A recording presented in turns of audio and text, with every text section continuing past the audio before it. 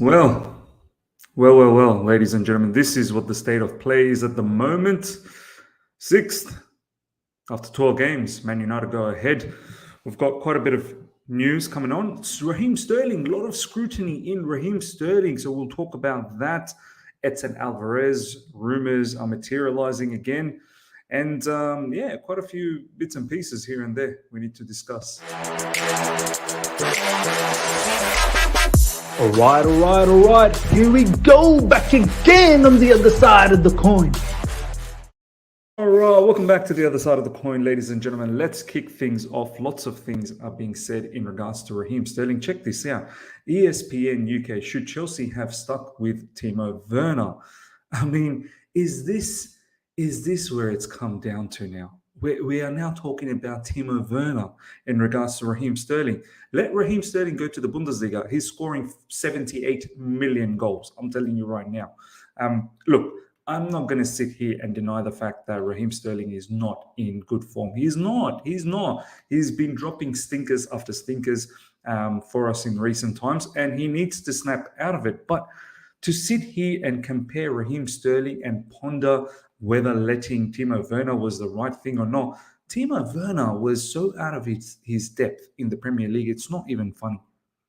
Some of his ball control, his first touches, weren't that good enough at all. One thing about Raheem Sterling is, look, there are still certain cases where he does look all right, but lately what has happened to him is it seems like he's lacking in confidence. I don't know whether he's the thought that he's playing as a left wing back, which for us, the fans, the people that understand Graham Potter and what he did in Brighton, it's really a left wing position. It's not really a wing back. At the end of the day, that 3-3-3-1 formation, it's really three defenders. Yes, those wingers will have off the ball work rate like any other wingers. Do you know what I mean? Even in a 4-2-3-1, do you think the wingers just chill up on top? Off the ball, every player has their duty. Whether that's playing a bit of a mind game in Raheem Sterling's head at the moment, I don't know. But he's lacking in confidence. His touches are okay. It's just 1v1. He's not being able to take on his players. Some of his passing is either short or overhit, or it's just mistimed massively in front of the in front of the goals. He's sometimes not pulling the trigger and going for the shot. Final third decision making at times is a bit scrambled. But for me, ladies and gentlemen, I don't want to give up. I don't want to give up on Raheem Sterling. It's as simple as that. He is our big signing in the summer. We've given him a 5-year contract, ladies and gentlemen, on a bumper wage. Do you know what I mean? Like, this guy needs to work out for us. We can't sit here and laugh and want this guy to fail. We should, as a fan base, hope that this turns around. We can't have another monumental loss on a player. We had that with Romelu Lukaku, and we're still, serving the punishment for that particular, transfer. We don't need another player that falls into that trap. Raheem Sterling, I think, will snap out of it. My case on Raheem Sterling, and as I've said it previously as well, individually, yes, he's not been playing well. But as a team, are we playing well? As a team, have a look at it. We're going to talk a little bit about Graham Potter, and I'm going to do a live tomorrow. I really want to know from each and every one of you guys, how do you feel about Graham Potter right now? How do you feel about the things he's done, some of his changes? Ever since the really nice blinding start, a couple of very good victories against AC Milan, a very good victory against Wolves. Since Reece James, what do you think of Graham Potter? Some of the changes he's made. We obviously will talk about all of them, but I want to hear from you guys. And I think, and Graham Potter has alluded to this in the press conference as well, that we shouldn't be singling out individuals, and it's a collective. As a team, we've not been attacking well, and I think Raheem Sterling is a victim of that. Really is. If as a team, every other individuals were pulling their weight and doing the right thing, I don't think Raheem Sterling would be having the issues he's having now. But look, as I said, I'm not taking anything away from Raheem Sterling. He's not been good. He needs to improve. And look, World Cup just around the corner, and he has to go into into it with good form, and not just for the World Cup. We need you, Raheem Sterling, man. We need you to buzz. This is what Pat Nevin has had to say about this. I'm watching Raheem Sterling right now, and I've said that Graham Potter has got the best from every player since he has been there, with one exception. If he keeps playing the way he is right now, he's not even a consideration for the World Cup. I doubt it. I think he's 100% a consideration for the World Cup. And look, Graham Potter getting the best out of every attacker, I don't know about that. Like, yeah, bits and pieces people have done well. Like Mason Mount's probably the standout one that has predominantly done well under Graham Potter, but even he's had a couple of stinkers here and there. Christian Pulisic plays well here and there as well. Kai Havertz, we've seen, really just turned up one of the matches out of all the matches he's played under Graham Potter.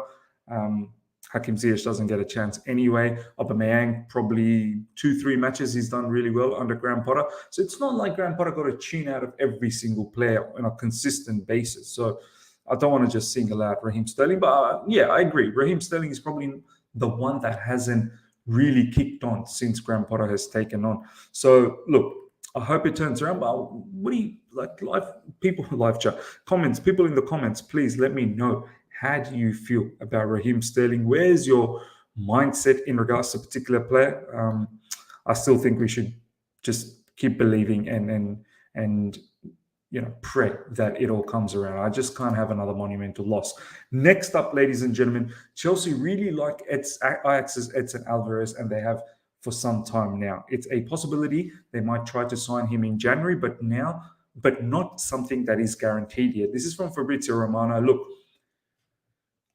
this particular player, we were going for him badly at the end of the transfer window on the deadline day. Recently, there were some comments directly from Edson Alvarez saying he wanted to move to Chelsea. When Chelsea come knocking around with a kind of money, with a kind of contract, he said, yes, life is about football for him, but at the same time, life is also about looking after his family. So he's a bit bummed out that he couldn't move to Chelsea. Look, do we need midfielders? 100%, man. We need some sort of revamping in that midfield. It's not looking good. Players are getting injured left, right, and center. Players are getting overused. Some players are probably in the brink of getting an injury. Some players, like Ruben Loftus-Cheek, that look fairly okay-ish, but do we need more? Do you know what I mean? Do we need and demand more from that position? So someone like Edson Alvarez, look, I can't be a huge judge on him. Like, I've literally seen him play twice, and I have to say, yes, there were parts where he's impressed me, but then there were parts where I wasn't impressed at all. Mostly Champions League matches that I've seen. And that's probably a good barometer, because I don't really know the Dutch league, if that's really a great barometer to judge a particular player coming to the Premier League. Some of the players from the Dutch league not always have worked out. With Edson Alvarez, I watched him against Liverpool, the first game, watched him against Napoli.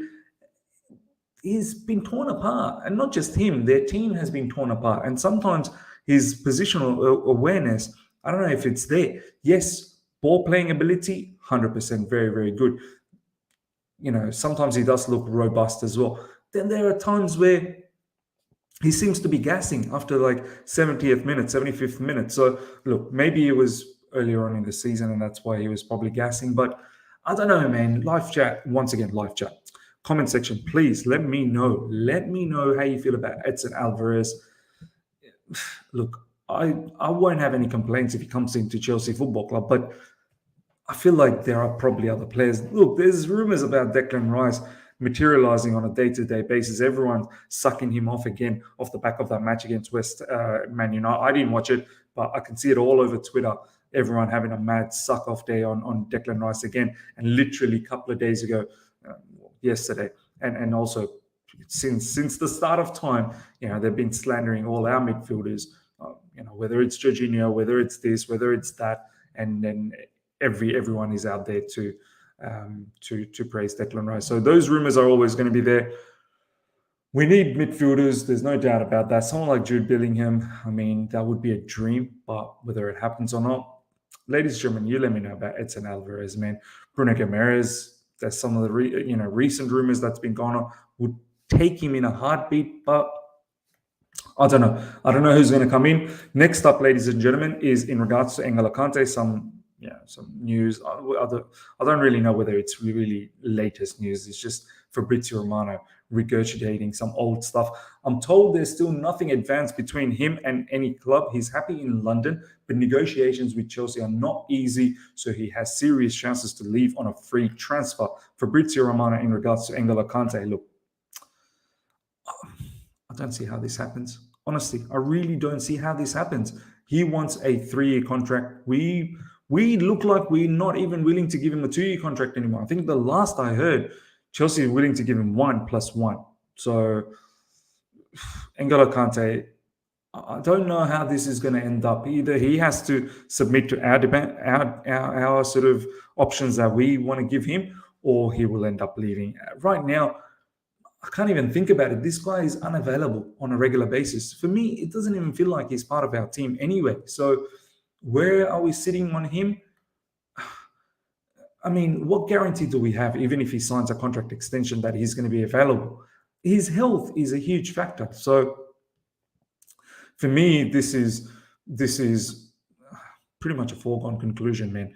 Next up, ladies and gentlemen, Man United, they go ahead. They go ahead of us. And where do we go, man? Let's talk a little bit about Graham Potter. Ladies and gentlemen, let me know in the comment section, man. What's your thoughts? How are you feeling about Graham Potter? I mean, since Reece James have gone, we got lucky against Aston Villa. We didn't play well. Brentford could have probably won against us. We could have as well, but Brentford they had the better chances. We didn't play that well either on that day. Man United played much better than us. Yeah, we managed it to some degree, but at the end of the day, once again, we didn't play well. Salzburg, fine. We had a very good game. And then we got pummeled by Brighton. So that's 5 games. And out of the 5 games, one of the games in the Champions League where we really, showcased our talent. But is this somewhat concerning? In these 5 games, Graham Potter has made mistakes as well. Some of his selections, some things that he's done, after 30th minute, 35th minute, half time, and making those changes, kind of admitting that he has made some mistakes. I don't know, man. We've not been playing well, and he needs to get a tune out of these players. He has to kick them into gears. We've got Arsenal and Newcastle in the Premier League up next before the World Cup. And then in between them, we've got Man City in the Carabao Cup, and we've got Zagreb.